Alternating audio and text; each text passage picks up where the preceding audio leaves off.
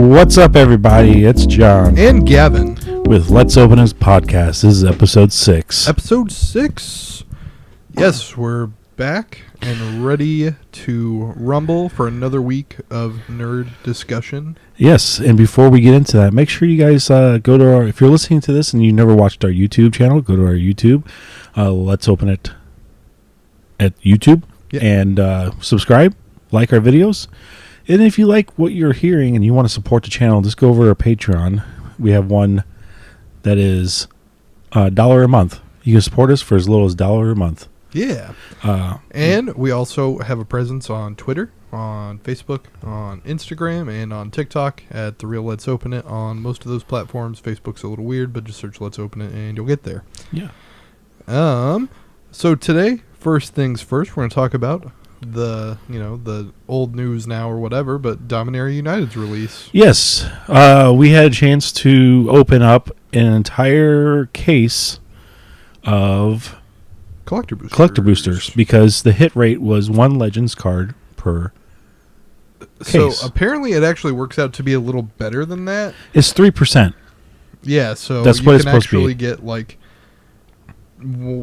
2 per case sometimes, but usually 1 per case. It's like that's kind of how the math breaks down apparently. Yeah. So, when we opened it up, it was 1. Yeah, we got 1 Legends card and it was awful. Yeah, so I had this discussion with Jason. He's like, I was like, Jason, I think they're going to put commons, uncommons. I mean, they're just going to stuff these packs. Yeah, they open the packs and then they put all the random, the random cards. And he's like, no, it's a curated list, so you don't get the feels bad when you open up a bad one, because it could have been a different, because it's in the auxiliary slot. It would even be a little better if they just did the rares, but they would have had to open way more product to do that at the same pull rate. But, so we opened up an entire case and pulled a common, which was worth 73 cents. Yeah, it was like, Holy Light or something. It was a white card. Yeah. It was not good. Not good at all. Not memorable, clearly, because we cannot remember the name. I pulled it. And you could just immediately feel the energy in the room get sucked out. Just immediately gone. Well, just feel how Jason felt, because he opened up an entire case of product. Yeah, but we pulled pretty good. I pulled pretty good. Yeah, that's true. You got most of the good pulls on the day. We only got, 1 Liliana? We got 2 Lilies total out of all of that. And 3 Shieldreds. Way more Shieldreds than that. I thought it was 3. Because there's a Phyrexian one. No. I pulled the full art extended. In total, we had a borderless foil Shieldred, or a showcase foil Shieldred, however you want to call that. We had 3 Phyrexian ones and 1 regular showcase. So that's 5. Did you guys still have any for sale? Yeah, I think we still have, let's see, some of the Phyrexian ones and probably the foil borderless. Because I have to get one of them, because I collect Phyrexians. Yeah, so we have the Phyrexian text ones still, for sure. And if you are interested in any of those cards that you will be seeing whenever we get those videos uploaded, you can send an email to kingdomwishlist@yahoo.com to get those cards and mention the video, or in this case, the pod, and get free shipping. So, yeah, Dominaria United. I've opened a lot of collector boosters. Not a lot. Every time I go to the Kingdom, I buy 1 or 2. Just trying to go after that Legends card, or a Liliana or a Shieldred or something decent. And I haven't been pulling anything. I opened up 5 pre-release kits. Nothing. Yeah. I mean, I got that Sierra. Yeah, that 1 card was pretty good. That's like a $20 card. I'm not surprised. And we didn't open up any of those in the entire case, set boosters, and thing. We seem to be getting the same mythics over and over again in that case of collector. The Windgrace. So, yeah, and Rith. Yeah. We got so many of those. I don't know if it... So, I was reading, glanced past an article that some of these collector boosters, set boosters, and stuff are missing rares. Like so the KC's way down? It's missing cards. So, it's a problem.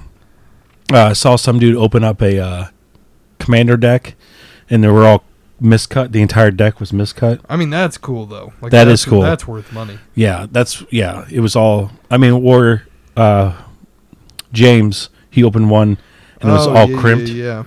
The whole deck. That that's awesome. I wish I can get all crimped deck. No, I open up good product.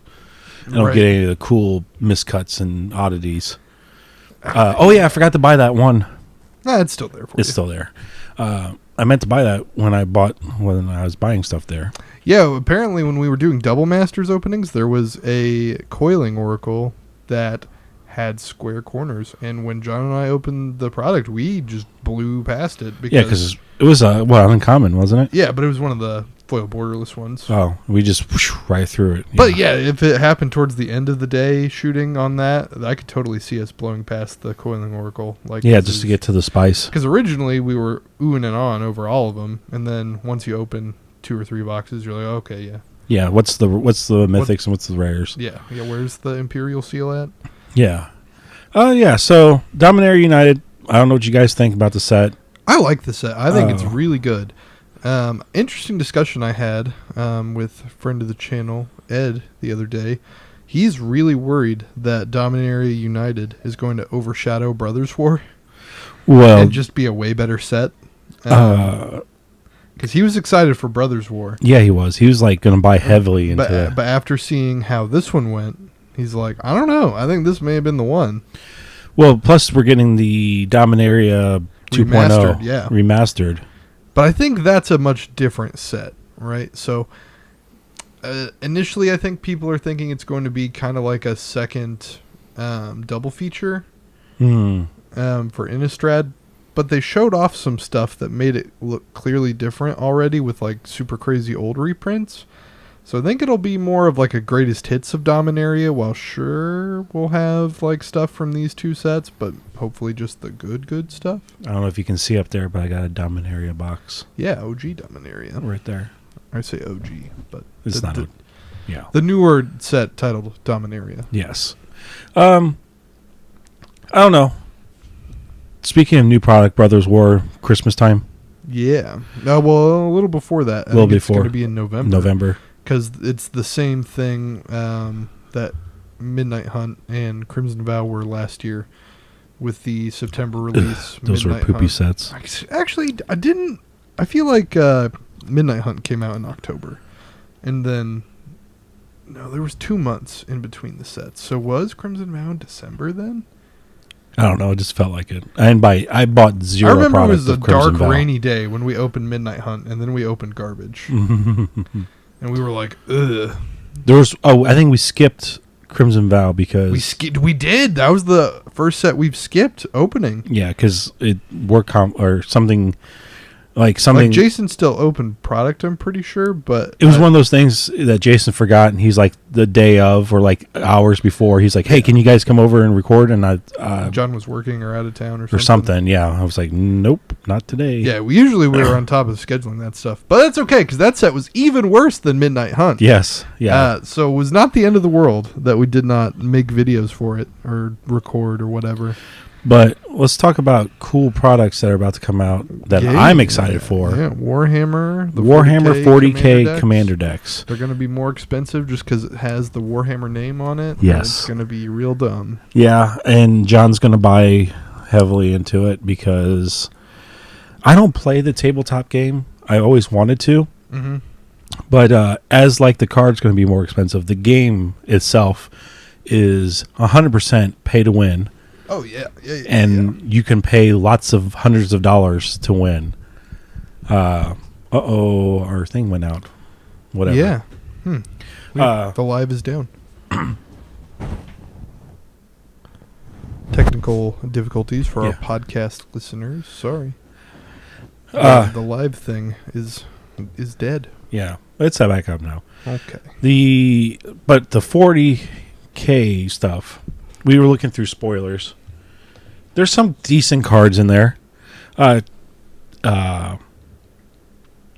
now, like the pre-order price on the decks right now, we can only say through Amazon because that's really the only ones that are like pre-ordering it right now for guaranteed price. They're like $50 a collector's, which I think is going to mean at your local Commander game store it's probably going to be more like $60+. Yes. But let's talk about the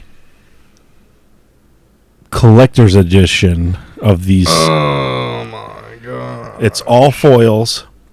I don't know if these decks warrant this. They're making them in a much more limited quantities. Yes, and you can get a set of 4 for $589.99 pre-order price guaranteed lock. So I don't remember what our exact numbers are at the Kingdom for the normal decks, but I remember we're getting like one case of the premium decks. Are you really? Yeah. Ugh. And that's it. And You might as well just sell it as a set, like not even. Yep, as a case. That's probably not a bad idea. I'll bring that Somebody might case buy in. it, but I'm just like, I don't know. The cards are cool, but they're not great. Oh yeah, because I think if we broke it up, what would happen is people would buy the good ones. And Yes. then leave the one that's no good. Yeah. Because that always happens with every set of Commander decks. There's always one that's like objectively the best, and then there's one that's objectively the worst, and that one sits forever. But I think all these will have. I mean, like most Commander decks, they will all increase in price over time. But I don't. I think Wizards is going heavy into this because this is their first out of the universe of Magic, the realms. Well, besides Walking Dead and... But those were Secret Lair just drops. Those weren't Right. complete decks. Those weren't complete sets. Yeah, all new card. Well, I mean, I guess the Walking Dead ones were all new cards. But you're not wrong, right? This is their first thing of all new decks. And so I think how well this one performs may also depend on how well like the Lord of the Rings set does later on in the year 2023. There's a Lord of the Rings set coming out. Mm-hmm. I don't remember if it's supposed to be Commander Legends Lord of the Rings or if it's the core set Lord of the Rings for AFL. I heard it's there one was of the supposed two. to be like a Transformers one. I That's haven't what heard I heard. anything about That was a rumor. I wouldn't be when they surprised. first released like all their IPs are going to be like molesting, because that's basically what they're doing right now is going to be just fondling all the IPs. Transformers was in there, which I'm down for that. I'm not super surprised because they've already done a couple Transformers cards in the past. They've done a Grimlock and an Optimus, and I feel like there was like one more in there somewhere. But the Grimlock's really expensive. The Grimlock's like $250 if you want that Grimlock. I want it. It's really cool. It's a fun card. But just tell us what like I don't know. But the reason they could do Transformers a lot easier than they could do other stuff is because it's a Hasbro IP. Yes, and Hasbro owns Yeah. Wizards of the Coast. Yeah, so they could just... So they can really go into all the swap. IPs. Same with like G.I. Joe. Can you imagine? There will come a day where there's a G.I. Joe. G.I. Joe Secret Lair. That'd be interesting. I mean, they made a Fortnite one. They sure did, John. They sure did. Did you guys buy any of those? No. Actually, yeah. Yes. We have it. We have the Fortnite Secret Lair. Do you have it for sale? Yeah. I didn't know that. Yeah. Nobody told me. I wanted to get the foil Yeah, one. and it's like chilling in the back with a bunch of the other new ones. We got like the Pride one in. We got a whole mess of the new ones. And they come in newer packaging now, too. So instead of the... So remember, they started with the big bulky boxes. Yeah. Then they moved down to the slightly less bulky boxes. Now they're in envelopes, basically. Are you serious? Yeah.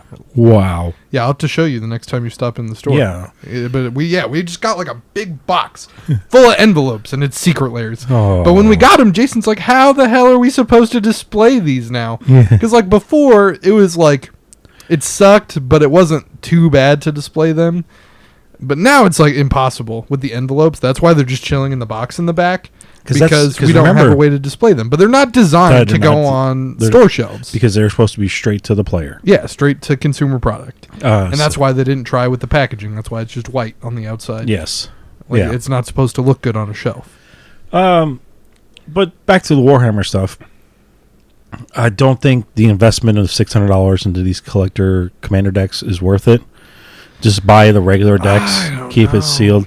I mean, in the long run, it might because this is possibly. the first universe Yeah. abound When it's or Warhammer. above or whatever. Right? If you listen, I don't remember what the head, like, honcho behind Warhammer's name is, but if you listen to, like, a speech he gave a while back, I don't remember if it was a shareholders meeting or, like, a state of the game meeting some kind of press conference.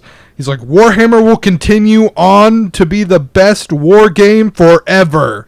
Like, it was like real, just kind of creepy, cryptic-y stuff, and it's like he's the emperor in the Warhammer universe. Yeah. Just undead Real, pulling the string. real Stalin-like. It was creepy. It was like, man, what kind of plans does Warhammer 40K have to like run the wargaming business in the next 200 years? I mean, people play it, but it's bigger overseas than it is here in the States, right? Yo, it's huge. In like England, because that's where it came from. Yeah. But I would say it's the biggest war game in the States without even looking at numbers.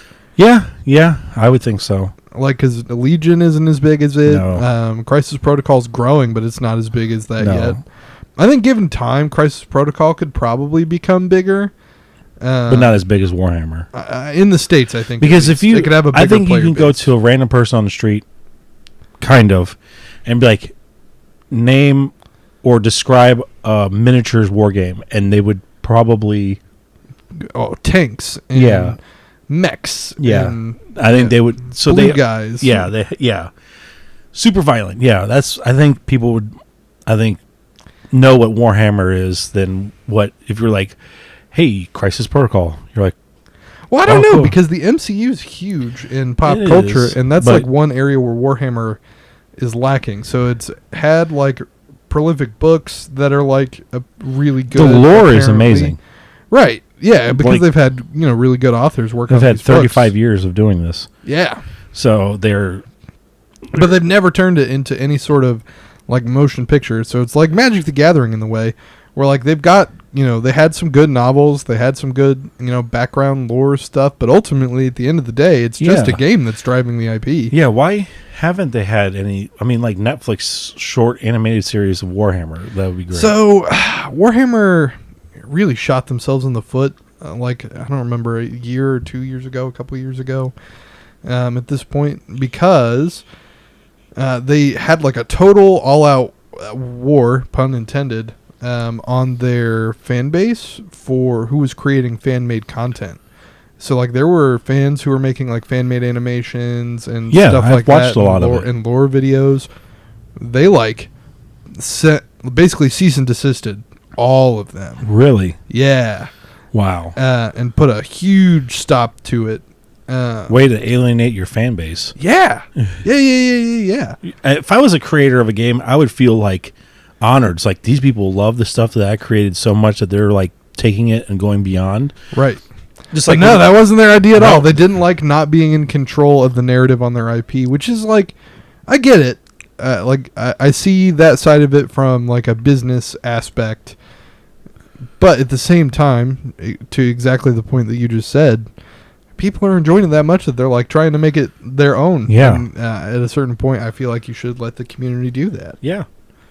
Like, what would Star Wars be like if there was no Star Wars content on YouTube? Right? Right. Yeah. Yeah, like all the animated shorts that are hilarious with the Or clone what would troopers. Magic the Gathering be if there was not fan-made content about it? Yeah. I Like- mean, Netflix is supposed to have that animated series. Yeah, and Eventually. Magic's working on it. Yeah. I thought it was supposed to come out this year. Yeah, I don't know. But I have heard zero about it, Yeah. which is not shocking. They've been talking about this Magic movie thing for years. It's supposed to be shorts, and each episode's about a planeswalker. Yeah, so I bet it's going to be like their comic series that they had on their website. And man, the Wizards of the Coast comic books, if you've ever like got a chance to read some of those Planeswalker comics, they're really good. They had web comics on the Mothership site for a while, and those were really good, but I don't think any of them are canon anymore or ever were, which sucks because like they're good. Why can't we just go with that? Yeah. And then instead we got to read like the articles that come out every set, and then they kind of retcon those eventually anyway. It's a mess. It's a mess. So, more about new product Yeah. is that's in a distant future is the new TCG game coming from Disney called Disney Lorcana. I don't know. All right, John. So you've been keeping up with this. I have not. So tell me about Lorcana. Okay, so Lorcana, I was reading on thegamer.com by Joe Parlock. is Disney's way to break into the genre dominated by the likes of Magic the Gathering, Pokemon, and Yu-Gi-Oh! Yu-Gi-Oh's not much of a competitor, but whatever. Oh my gosh. All right. You can't just always be trashing the Yu-Gi-Oh players. I can and I must. No, I'm just kidding. That's a good game. I've never played it, but I buy stuff. I buy Yu-Gi-Oh! To try to hit. He uses it as lottery tickets. Yeah, they are just lottery tickets to me. But it's their way of trying to break into the trading card game aspect. I mean, Disney dominates TV, film, apparel, freaking toys. I mean, why not have little Mickey Mouse try to rule over another aspect of nerd culture? And eventually they'll buy Wizards of the Coast and Konami and Pokemon. I mean, that's if they really wanted to compete with Magic and stuff like that, they would just be like, Hasbro, here's a check for this amount of billions of dollars. Why wouldn't they just buy Pokemon? Right. I feel like that's up their alley because it was a huge deal back in the day when Pokemon stopped airing on Cartoon Network and it started airing on Disney. Yeah. Or Disney XD, whatever. I don't know. But so they present it as a less competitive take on card games. So I don't know if it's just supposed to be just for a card game for all, but it's going to include booster pack ripping, deck building, and other contemporary its IPs with colorful casts of Disney characters, new and old. Okay, so they're saying less competitive than more casual gaming, I think. So most of the information is lacking because I mean this thing's not supposed to release until autumn of 2023.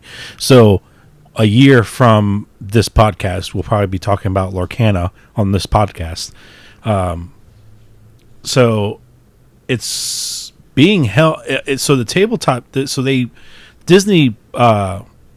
tapped Ravensburger to head up their gaming culture, their game. Sorry. Yeah, the production in terms of production. So stuff. they're known for other board games like Dingbats, Escape, Labyrinth, and El Dorado. However, this will be their first ever trading card game that they're producing. So I think a big thing to look out for is going to be card quality. What is that like? And honestly, at the moment, it's not that hard to be better than Wizards of the Coast. Yeah. Like Wizards of the Coast is the biggest in America. There's no reason they shouldn't be making the best quality cards, but that's neither here nor there, I guess, on this topic of discussion. So the first round of sets, they're supposed to come out with 4 expansions a year. So that's what Magic was like originally? Yes. 4 sets a year? 4 sets a year. The first set, I mean, they can pull from characters of all their original IPs, Pixar, Star Wars, Marvel. I mean, they have so much. That's what's going to, I think, make/break the game is when they start in. Don't forget, Disney owns Fox. They have all of the Simpsons. Yeah, the Simpsons. They have all of that stuff. So, I mean. But the Marvel and the Star Wars, to me, is where this battle is won and lost. Yes. If the game ends up being good and they can have a good TCG with Marvel and Star Wars, it's going to be a game changer. Star Wars has had card games in the past, and in fact, Star Wars had a card game through Wizards of the Coast in the past. Yeah, that was doing really, really well. And a little interesting tidbit of history I learned on that game from my boss at the Kingdom, Jason, was that that's apparently, Jason says, is the best card game ever developed, was the Star Wars Wizards card game. And it died at the height of its popularity because Lucasfilm at the time wanted more money for the license from Wizards, and Wizards was like, nah. So they didn't renew the license after that, and the game just died at the height of its popularity. Yeah. It wasn't that it didn't have a good player base. It wasn't that the game was failing. I remember playing that game. You have some of the cards. Yeah. So there's some mechanics. I'll go over some of the mechanics that's going to be in this game. Challenge, it's Lorcana's version of combat. Evasive, only characters with evasive can challenge this character. Swift or shift, by paying the alternate costs this player characters on top of whatever. Exert and banish, which is like the graveyard and discard pile. So hold on, tilt that this way a little bit. I might be able to explain the one mechanic a little bit. So challenge evasive is just flying for magic. That is flying. Shift, by paying an alternate cost, you can also play characters on top of each other. So interesting. That seems like mutate. And that is exert like literally is tapping. Exactly, mutate. Exert. Like MTG's tapping, where cards get rotated 90 degrees to show that they are spent. And then banish, sent to the graveyard or discard pile. Yeah, that is what it is. Yeah, so, I mean, it's going to have... So, yeah, I mean, those are MTG mechanics, all right. And but those are very common amongst almost all card games. Not the mutate, though. The fact that they're kind of ripping off a mutate thing. And they have... I say ripping off. Game mechanics are shared pretty much across the industry. Man, we just cannot win the live stream thing today.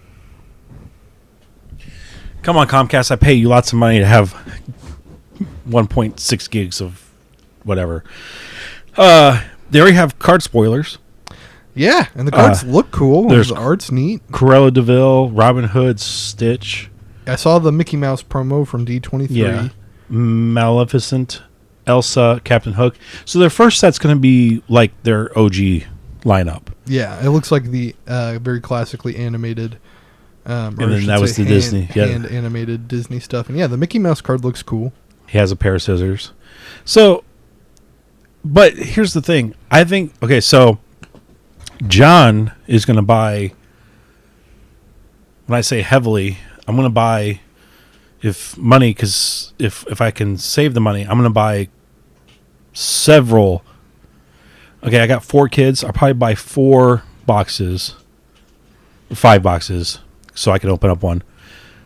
6 boxes, so I can open one, keep one sealed. But I have 4 kids, so I'm going to try to just buy one a box, because when Kickstarters are like, we created this new board game or this new card game, kickstart us. It's not the same as Disney with their trillions of dollars backing.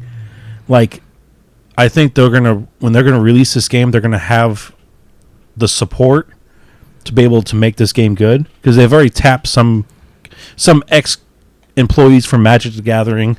Yeah, Ravensburger. One of the head designers is I think Ryan Miller. I looked at the stuff he's worked on for Magic. It looked like mostly supplemental product, but he was like head design. He was on the development team for Commander 2013, and look where we are now. Yeah. So I'm going to buy these boxes, keep them sealed for my kids, because you buy them now in 2023. If the game takes off, it's going to be like an alpha box. Yeah. I mean, it's a gamble, but I think it's more safe bet with Disney backing it. Kind of. I agree. Versus like that thing I bought at Argent Saga? No, Argent Saga, but the other one where that kid kickstarted that other game that takes place in like Greece, Roman time. Oh, I have the deck right outside. Yeah. Local game designer Sean and Demi. That's what it was called, yeah. Oh, yeah. Man, you know what? I hate you, YouTube. All right, we're done messing with the live stream, I think. Yes. It's dead. And we're just done. So, I think it'd be a well worth investment. I mean, we do talk about kind of investment on paper, on cardboard crack here, and I think this one's a safe way to. It feels safer than like an Argent Saga or like a what is the game? Flesh and Blood. Keyforge. Keyforge was never supposed to be collectible. I mean, I guess it was collectible, but it was never a trading card game thing. There was never. Yeah, because wasn't that you buy decks? You buy the full decks. Yeah, there was never a secondary market thing. I mean, I don't know. There sort of was at its height, I guess, where if you could publish your list and show people like, yo, this is this deck and this is what, and like people would have to know why it's good. So I don't know. Keyforge was a lot weirder. There's a lot more minutia to that. But definitely more safer bet than I think Flesh and Blood. Yeah, I mean, Flesh and Blood looks like it panned out, but I think if Flesh and Blood can make it to 10 years old, then it's probably good. Well, we also had Rudy pushing that hard. That's a conversation that's maybe worth having a different time. Yeah, but I'm just saying how much like that dude's involvement in some of these games is having in it. And I haven't checked. I'm sure Rudy will buy into Lorcana. Probably. I haven't seen any videos where he's talked about even about it. He made a big video about Weiss Schwartz recently that is usual with the Rudy, like crazy headlines and stuff. I don't know. Personally, I like Rudy's videos. I think he's funny. It's entertaining. Yeah. Do I take everything Rudy says to heart? No. He's a memer. He's a dank memer. Yeah. He goes after the Timmies. He says it himself. Yep. That's what he does. And the Timmies buy his product. MetaZoo in a nutshell. Yeah. That's what neither here little nor there. MetaZoo. I've had buddies of mine that actually started playing it, and they said it's super fun. See, now Now, I guess I if should've you taken look this at with a it, it grain of looks like a freaking kindergartner made these cards. So what's weird is to me it looks like the Cypher cards, like the Star Trek cards and the old Star Wars cards from Cypher. It looks like they're kind of just riffed off of that like card design. But yeah, the artwork looks like a mix between original Pokemon artwork and like original Yu-Gi-Oh artwork. Like it seems to be in that style where it's very cartoony. Yeah. But worse. Yeah. And not good. I mean, you can get these boxes for like $50 for this game. Yeah. I don't know. I don't think there's If much we of a secondary market If on we it. could find starter decks from MetaZoo, I wouldn't mind learning to play. Because I love playing card games. I love learning card games. Yeah. In fact, we're going to talk about a game I learned later this week in a few segments. But this lore canon thing, yeah. Yeah, I think I'm going to buy into it, especially if they, I'm going to buy the original boxes because it's going to be the original set. It's going to be alpha. It's going to be its thing. But I'm excited if they bring Star Wars into it. Then I'll buy those because I love Star Wars. Oh, yeah. So what's the next thing? Next thing is a bit of other gaming culture news and a little bit of comic book news. We haven't talked about comic books in a while. But TCG Player, the guys who are getting bought out by eBay. They've got that eBay money now.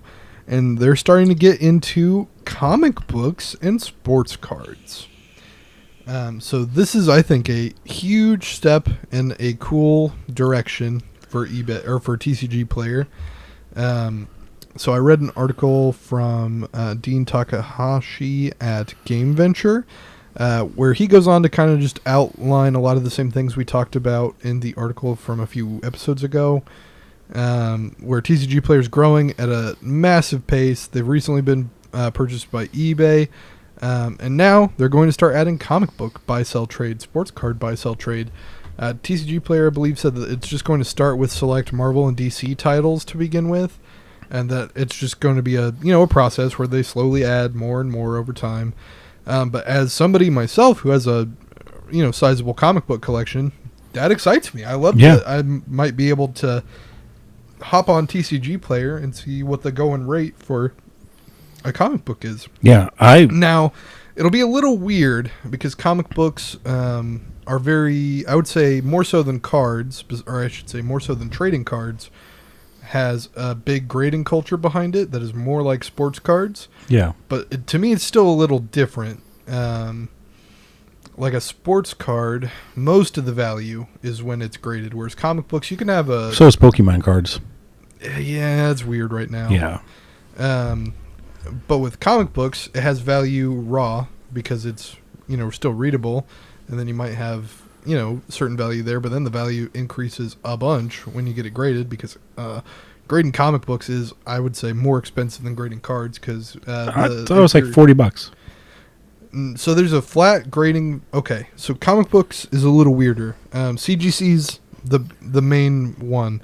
There's also CBS... that's kind of like the PSA Beckett rivalry for grading comics is CBS and CGC. And I believe PSA might do comic books too, but I'm not 100%.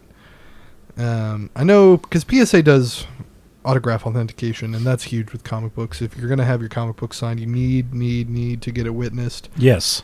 Otherwise, it is not just a scribble on a comic book. Yep. And only and then scribble on a comic book. And I had books, and I speak from personal experience. I had several books signed by Jim Starlin, the man who created Thanos. He had a cameo in Avengers Endgame, where it's in the like Captain America support group scene. He's there with the Russo brothers and talking and stuff. But I met him at Indiana Comic Con. It was so much fun to get to talk to him about that, to get to talk to him about like what it was like making Thanos in the early days. And yeah, like, so that was just cool. So I had him sign my Infinity Gauntlet run and my Thanos Quest books, but I'm never going to sell those. Yeah. That's like my memory stuff. Like, I got to go do that and meet Jim Starlin, which is really, really cool. Just like I have that Funko Pop signed by 11. Yeah, like that's really cool. Like, I wasn't there. I bought it off somebody who I could trust goes to these cons now, all the time. that might be a little different because I feel like you could send that to PSA and still get it authenticated without a witness, but I'm not 100%. Do they grade Funko Pops? Toy grading is starting to become a thing. Oh, God. I've seen CGC slabs. I've seen with toys. Grading on video games. Yeah, grading video games, and Rudy's made some videos about that before to tie back to that. But yeah, so the grading culture is kind of creeping in. Maybe we'll go over Comics Cube because I want to get that. I want to get that Star Wars comic book graded. Yeah, it's creeping into all aspects of the collectibles industry. Stop. Oh yeah, fidgeting. Well, it makes sound on the thing. Yeah. But that'd be kind of cool because you can go to TCG Player and be like, "What's my comic book worth?"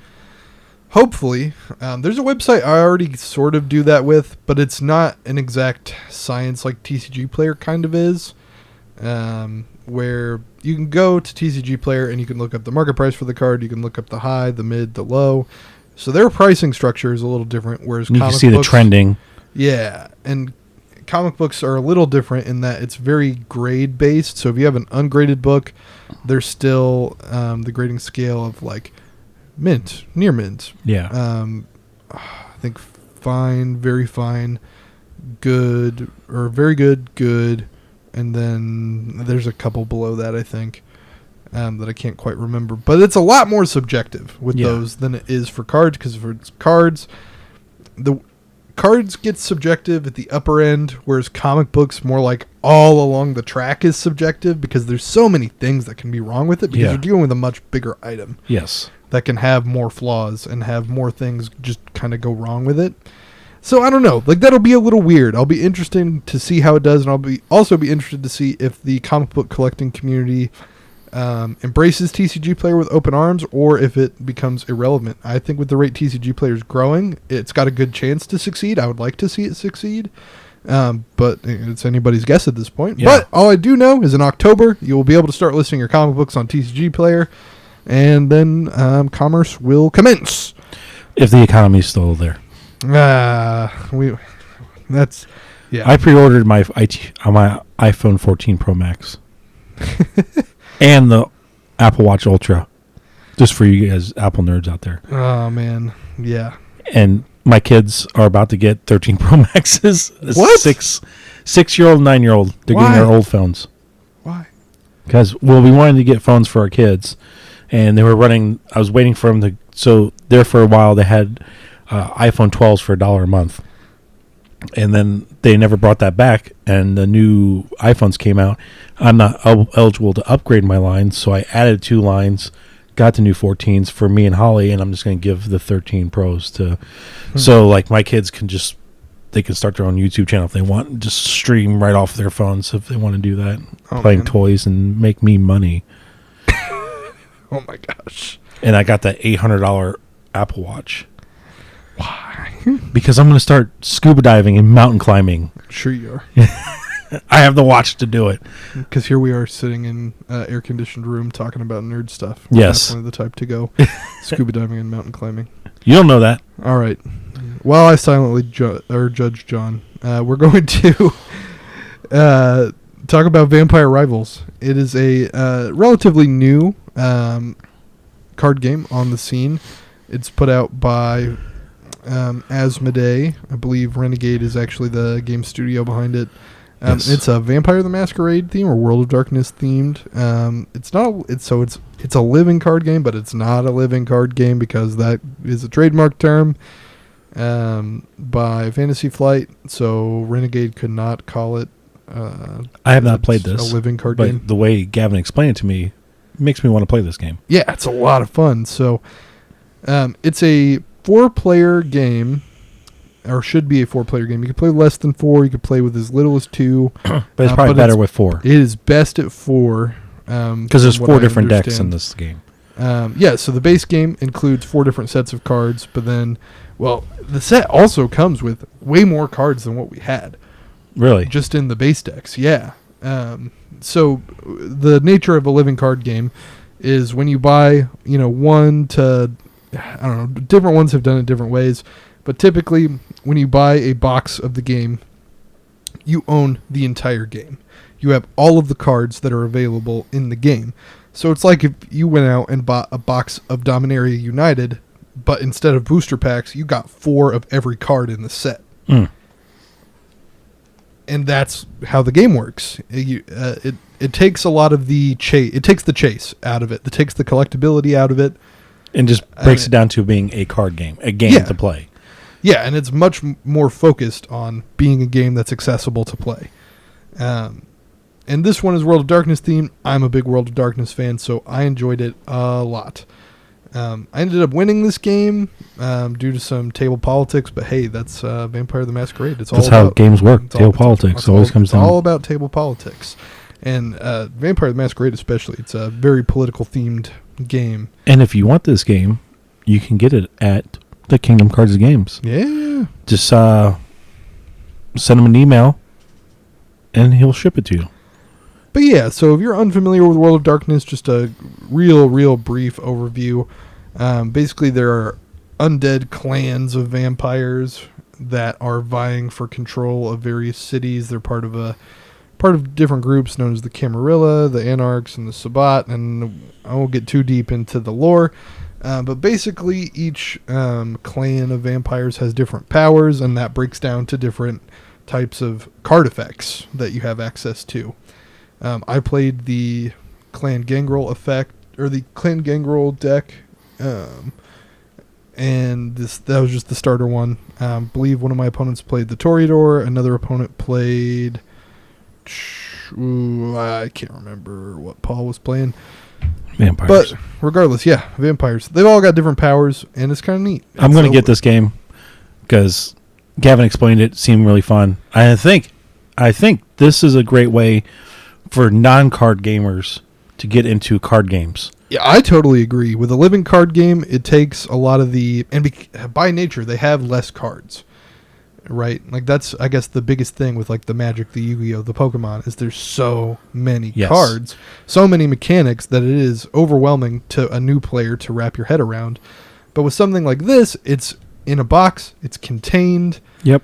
The boundaries. Yeah, plus you buy the box. It has all the cards. You can play all the cards. You can do all the things. You can take a lot of time to really learn what the best stuff is. Yes, versus like Magic, where it's like you buy a pre-con commander deck and sit down on the table with people who have $1,000 decks, and then you lose, and you're just like, wow, I just wasted $50. Yeah. And I feel bad. Right. Oh, you could turn that $50 deck into like a $500 deck with these little tweaks like I've been doing to my equipment deck. But it's just like, but I've been playing Magic for years. I've played it, stopped, played it again. But if it's a new player coming in, it's like, what? I have to spend more money to make my deck good? Yeah. Where this game it's all there. So I think it's a good way to get people who don't play card games into card games. And don't get me wrong, it's not like there's not more ways to dump money into the game, because it does have like play expansions. Mats, there is sleeves, and yes, there is expansions. So and that's, I guess, but they're all cheaper than like So I think you the could base buy the game whole is like $50. It's $44.99. I remember, and you can buy the base game, expansion, sleeves, play mats, and still be under a decent commander deck. Yeah, still be under the cost of like a very competitive commander deck. Yeah, you can have the whole thing. So, and you have enough for like four people. Yeah, 4 people, not just yourself. Yeah, not for you to have one deck. And nobody has just one deck. Yeah, that's true. I've been collecting them like they're fucking candy. All right, so we're going to skip Market Watch for the week because we're a little pressed for time, as we had some lengthier discussion on other topics, but we will wrap up, as we usually do, by talking about our week in film and movies. She-Hulk, you've been keeping up with She-Hulk? I have not. Man, I've been keeping up with it. I don't know how I feel about it. Okay. Like, I watch it, and I'm like, that was decent. But then when I go to, like, I sat in front of my TV, I couldn't sleep one night, and I'm like, I'm going to watch the new episode of She-Hulk. I hit play, immediately hit stop. Wow. Like, I don't know how I feel about this show. It's not scratching an itch for me. Sure. It's not like a new, like, where I'm excited for it. I'm just like, cool, She-Hulk. It's another Marvel property. Like, to me, it's not scratching an itch that the itch I have. So, like, I'll watch it, like, on my lunch break because it's like I have an hour at work. It's like I can sit there and stare at the wall, or I'll watch this 30-minute video show. But, like, I got to, like, put myself in the mindset to watch this show. I don't know why. It's just not... But when I watch it, it's like, that's a good show. Yeah. Like, it's not bad. I mean, I didn't like how they Mary sued her in the beginning, and, like, the twerking and the whatever. You know, it's like, they're being fun with it. I get it. They're just, you know, but it's just like, I think the best was, like, the end scene of the episode 1.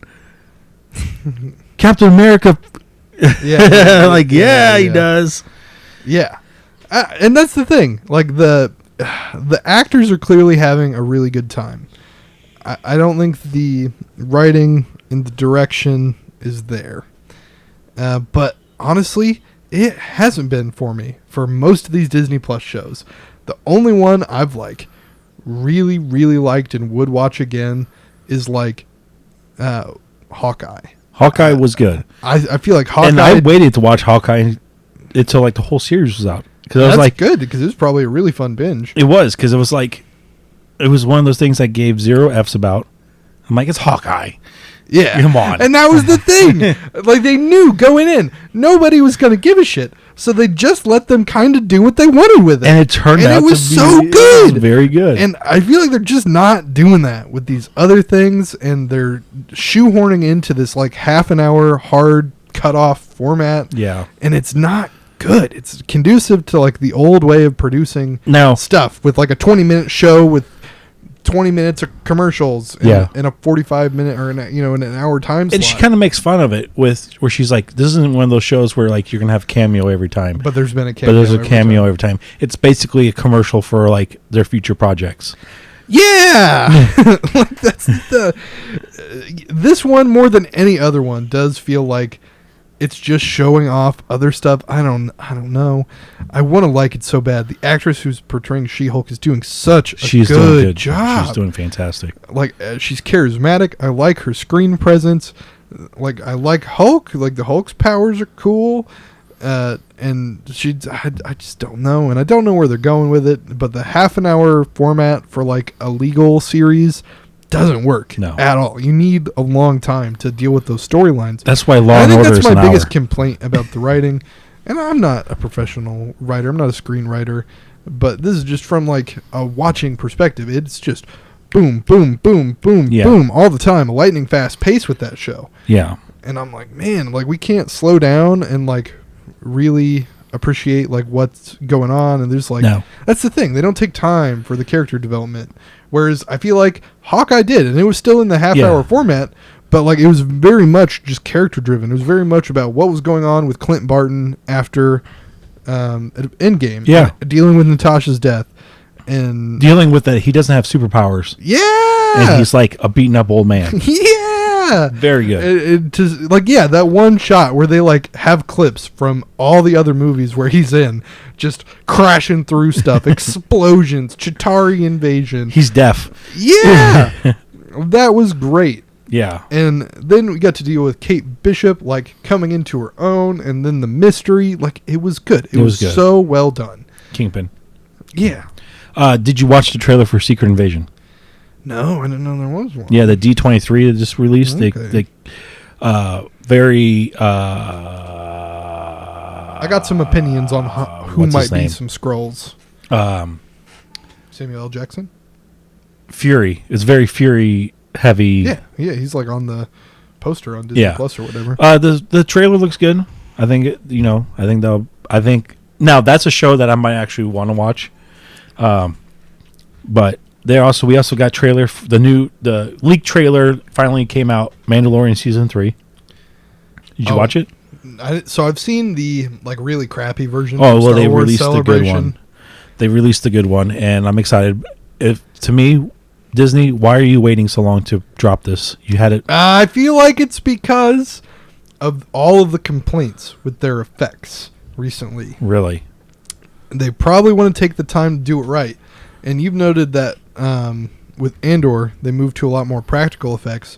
I wonder if that's not on purpose, because they're taking the pressure off of their digital artist and moving it on to more physical ones who they have the money to. As much. They have the money to be able to shoot on location stuff. And you talked about Andor. The studio has so much faith in this. There's going to be 4 seasons of this. Of Andor? They've already filmed season 1 and 2. How is that going to work? They're 12 episodes long. Time-wise. Because I think we're going to get on the Andor now because it's one of our talking points. Yeah. In all the series, in all the movies, unless you're a diehard fan, you watch the Rebels. So Rebels kind of shows a little bit of the world building of the Rebel Alliance. A little bit. But you get, when the New Hope came out, when Star Wars came out, it was boom, the rebellion is there. It's already pre-established. They're fighting the Empire. I think this is going to be the world building of the rebellion. I saw a shot of Mon Mothma in the Imperial Senate. So I definitely think it'll be more about that. And that's why I definitely think we're going to get at least Hera Syndulla and Kanan, Jarrus, and Chopra. Yeah, and Zeb probably. Well, on the D23, I think they announced who's playing Ezra and Ahsoka. And they did. Yeah, they announced Ahsoka a long time ago. Well, no, they announced the actor who will be portraying Ezra in Ahsoka. Yes. So yeah, I think we're gonna get it. I think we're gonna get a. But I don't think we'll see Ezra. I think we'll see everybody else. Yeah. Sabine, Kanan, Hera, Chopper. I really want them to get Freddie Prinze Jr. to do live action Kanan so bad. I hope that'd be so. I mean, he doesn't look like the character. But they could slap a wig on him and a fake beard, and it's make him taller. Is he short? Yeah. Kanan's 6'4". I guess I've not noticed that or thought about it. Yeah, he's tall. Huh. And skinny. Yeah. But they all are skinny. But Freddie Prinze Jr.'s in shape guy. But I think we're going to get a lot of Rebels characters in. I think Agent Kallus. Agent Kallus is going to be the bad guy again. Yeah. And I'm excited because they're going to. I think it would be really cool if they let Donald Gleason do it. He was General Hux in the new movies. If they let him do it, because they tried to redo the Agent Kallus thing in the sequels. It didn't work. They didn't spend any time on it. Again, 1 minute. It comes back to they didn't build it up at all. So the reveal of I'm the spy. Of course you are, because the movie said so. That's why. Fuck me. Okay, but it's whatever. Good. But like I said, the studio has immense faith in a project that we know that everybody's going to die. Yeah, right. That's the thing. Andor, the main character, is already died on screen. We know how his story ends, and this is going to be hopefully probably that's not how his story begins, because it began when he was a little kid. Yes, but I think this is going to show it's going to show the dirty, dark side of what the rebellion has to do. Yeah, because that's what made Rebels good. They killed people all the time. They killed so many stormtroopers. Especially Chopper. Yeah, he's a murderous little robot. So I'm excited. Plus, we're going to get the 3-episode drop. We're going to stay up. We're going to stay up, watch it, and then record a podcast after. Yeah, or I'm telling you, I think we should do a live while we're watching it. You think so? We put it on this TV. Yeah, we could do that, and we could do a commentary. But then I want to be able to enjoy and absorb all of it. That's true. We probably would miss some things. I don't know. Leave us a comment right somewhere on our social media whether you think this is cool or not. Do you want to see us do a companion? Do you want to see us do not that? Other quick Star Wars news: Bad Batch got pushed back to January. The Dad Batch got pushed back to January. It was supposed to release with Andor, and whatever. Which is, I watch it, but it's one of those things where it's it's a continuation of Clone Wars, sort of. So that's what I liked. So I thought they were going to release it about the first season. I thought they were going to release it with Andor because I thought their stories were going to entwine. I still feel like they might, but it's probably not done. And Yeah. or like not finished animation wise, and that's why they're pushing it back. If I had to guess. Yeah. I guess. Real quick, we didn't talk about House of the Dragon this week. Oh yes, because this week is probably the episode we want to talk about. Yes, House of the Dragon. Can we talk about a fantastic show for a little bit? So I like a show that gets to take its time with its characters and actually develop them. So okay, I loved Game of Thrones. It took me years. Like I think I started on season 7. That's when my son was born, and I was on maternity leave, and I binge watched it all. I think season 8 was the last one, right? Yeah. Okay, so then I went into fresh, going over to Jeremy's house and watching each episode on Sunday night. Mm-hmm. I didn't, and then when this new series came out, I was like, Until I started watching it, I'm like, man, you want to talk about an itch I didn't know I had? Yeah, the Game of Thrones itch. Game of Thrones itch, because it's so good. Like I don't know. They learn from their mistakes. Well, they have totally different people working on it this time. So than I they did mean, last time. they're like and maybe that's why it's going so well, because Game of Thrones went really well in the beginning. Yes, it did. But also, it's got books to back it up. Yes. And that was like, I guess, where people stopped liking Game of Thrones. Because they had to continue without the books. Yeah, they didn't have source material to go on. And not that even in the beginning My they tin was hat. super faithful to the source material, but at least they have a basis to go on. So here's my tin And hat. they're not just making it up. My tin hat. What is it? Crazy conspiracy. Yeah. George R.R. Martin, who wrote the books, Yeah. didn't really write the books. You don't think so? I think the person who he was plagiarizing from died. That's why he hasn't put out the other books. Think about it. What? You didn't come up with this. Yes, I did. There's no way. Yes, I did. What dark corner of the internet did you see I did not read on? this. This is because they keep asking when the books are coming out, and he keeps like, I think the popular thing I've seen is that he's just going to wait till he's dead or out of money. I think he's just the plagiarizer of the whole thing. But wouldn't the guy come out? The guy's dead. That's why there's no new books. Beforehand. I don't know. When it Maybe was he like- was giving him hush money and died because like all these books came out and then they started making the series. I don't know what else George R.R. Martin has written. Okay, but like, Nothing. why are you slandering this man's name? Right I'm now, not. John, I'm for just no saying reason? this is my tinfoil hat. That's just. And if he did, then he made a great book series that I have never read. I've only watched it on TV. But I'm just saying, like, it's kind of weird that he has these books and he's not writing the other books. Like, it's not. They're finished. I'm pretty sure the last one's already finished, and he's just not released it. Is it? No, they said. Okay, Is you're it? not okay. Like that's, I guess, the conspiracy theory problem we're fucking having right now, is that you don't believe the official story.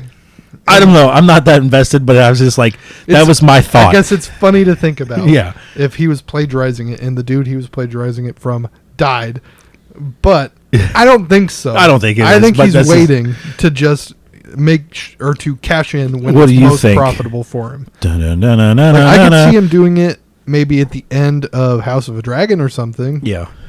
Like Oh. when this series comes to end. So, talk about future projects. Okay, House of Dragon, awesome, fantastic. This episode is where it really started to heat up with the Yes. crazy politics and stuff. Incest. Oh, well, it was Game of Thrones. Yeah. Lots of boobies.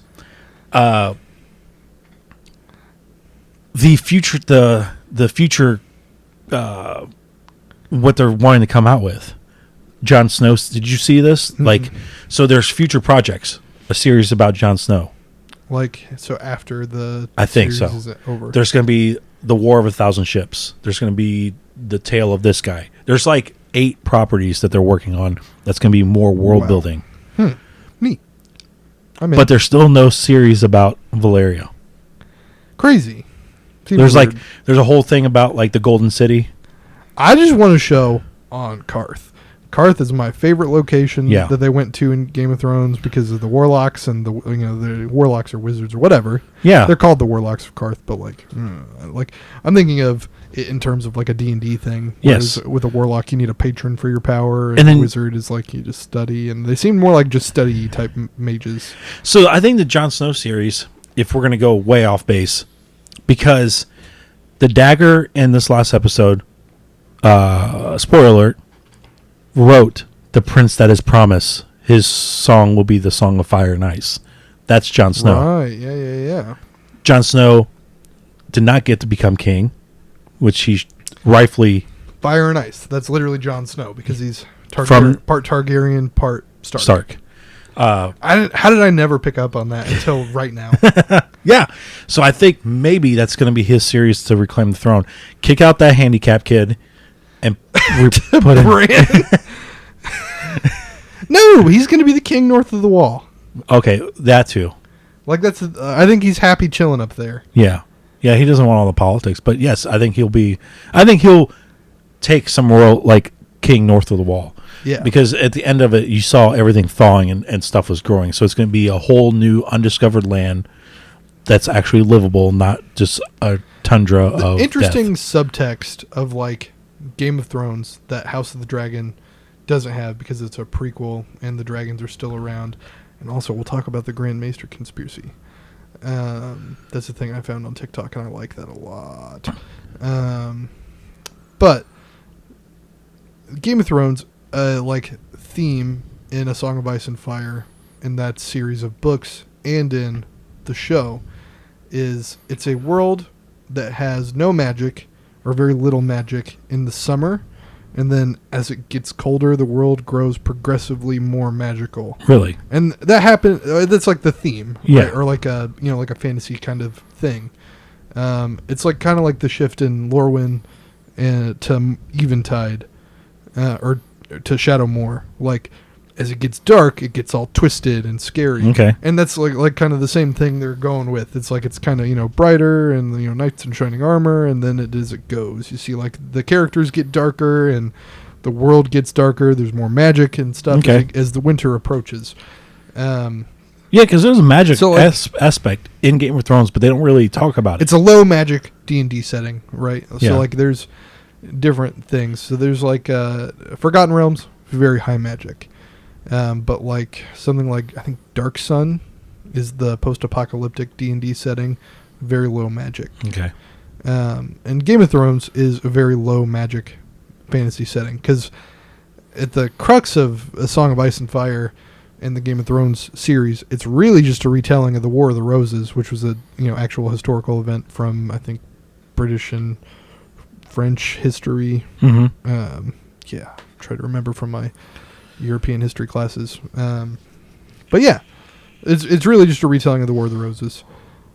Like the Red Wedding is a actual it wasn't called the Red Wedding, but it was a historical event. Oh wow. And he just kind of ripped on it. Okay. And plagiarized it. I mean, you can't plagiarize history. Oh my gosh. Since you're all conspiracy minded, we'll get to the Grand Maester conspiracy then. But this is a fun conspiracy, not a really weird one. I mean, I guess it's kind of weird. And it has to do with like the magic of Game of Thrones. So it's called the Grand Maester conspiracy, and I learned about this from... hold on, I'm going to find it because I want to give credit. And they've got a big following. Like they've got a really big podcast now about it too. This is really entertaining to listen to at this very moment.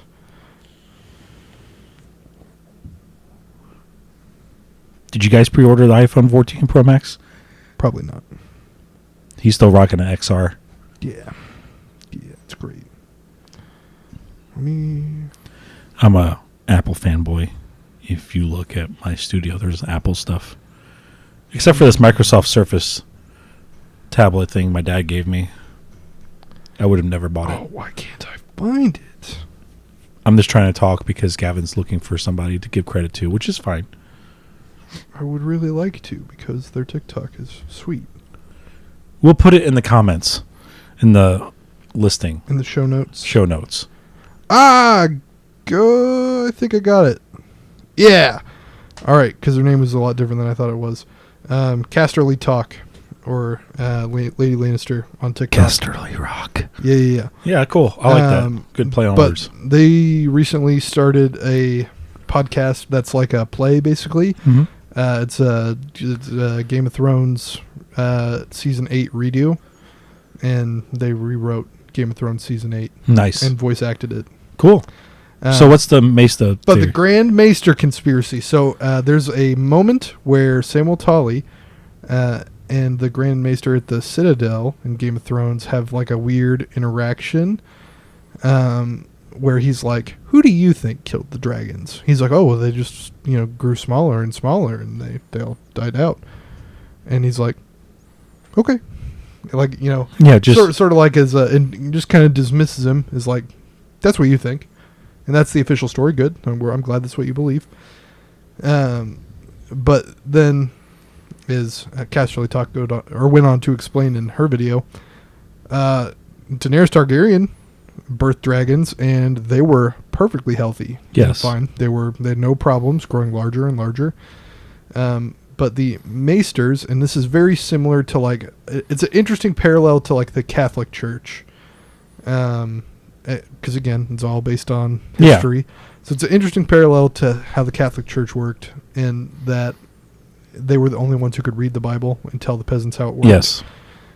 The same thing. The Grand Maesters are the only people who know mostly how to read and write. Yes. They're the only people who know science and medicine. And it's about magic not meshing with their science. So like, you can't explain the giant fire-breathing lizard, so we need to get rid of the giant fire-breathing lizard. Makes sense. And basically, the Grand Maesters are controlling the whole show. And well, yeah, because you think about it, knowledge is power.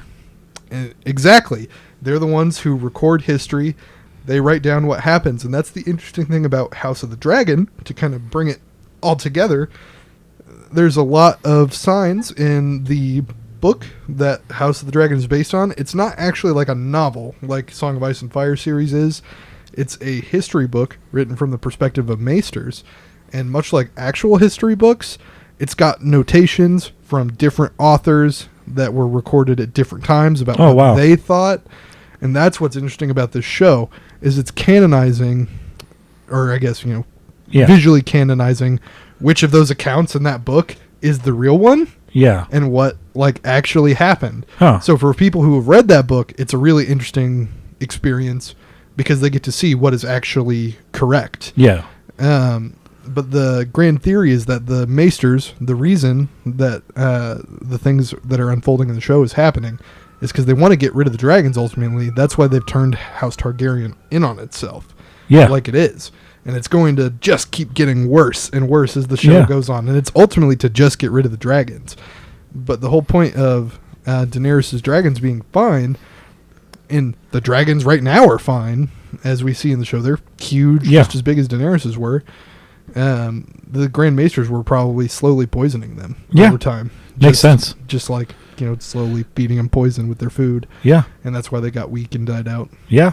I mean, it makes sense because, like you said. And it's a lot easier to control people when it's just people. People, not people with dragons. Yeah. Yeah. Yeah. Because you can go back history. Like you said, the Catholic Church was like in control of the narrative. The history. The king was like the king, but then it was like the Catholic Church was like, what the king would go like, what do you want? Like, they held the true power, right? And then because they owned so much land, oh my gosh, like that was a fascinating part of European history, was learning that like there is a duality. So like, yes, kings were the head of state, but like the Pope was the head of the church, and they owned so much land. When you got the Maesters who have all the knowledge and are basically the doctors, who are you going to trust?